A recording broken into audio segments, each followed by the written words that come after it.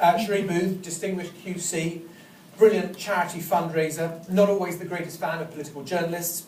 I wrote the first biography of her husband. I stood outside her then home in Islington with a whole press pack. The door opened, Cherie walked out, and she said, "John Sokal, I want to talk to you about your inaccuracies." And all the other political journalists looked at me and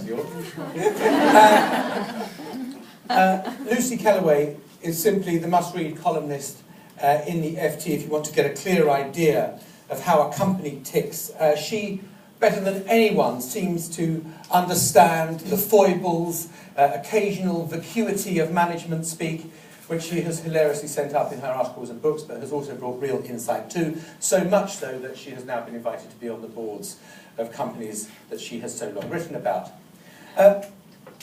Helena Morrissey, it's a force of nature really, the CEO of Newton Investment Management, mother of 9 children. Oh, and because that wasn't quite enough to fill the day up, she set up the 30% Club and the very simple aim of the organisation to get 30% of women into the boardroom by 2015.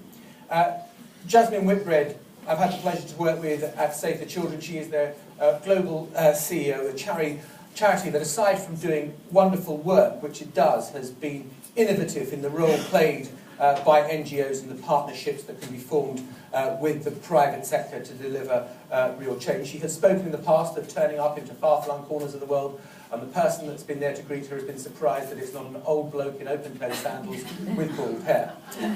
No, that's not you. Caroline Thompson is the Chief Operating Officer at the BBC, widely tipped earlier on this year to break the final glass ceiling of our fine organisation and become its first female Director General. She drove the recent charter renewal process successfully, which secured the BBC's long-term financial future and has been central to all the key strategic decisions made. May I also say that when the flag has periodically flown, as it sometimes does in the BBC, Caroline is always there to fight the good fight on radio and television, where curiously some of her male colleagues seem to be strangely unaffected. Now obviously I'm used to chairing debates and discussions where you have a panel where there is one token woman. Well, tonight we've got 5 token women and me. I discussed that joke with Emily Maitlis yesterday when I was presenting with her. I said if the joke went well, it was my joke, and if it went badly, it was her joke. I think, broadly speaking, it was her joke. I did ask myself last night why I have agreed to chair this debate, and I can think of no good reason other than Sarah Sands having twisted my arm. Just a quick word about how it's going to run. Brief introductory statements, and then I just want to open it up as quickly as possible to as many of you, and we're going to try and take the tweets that people are watching, because this is being streamed.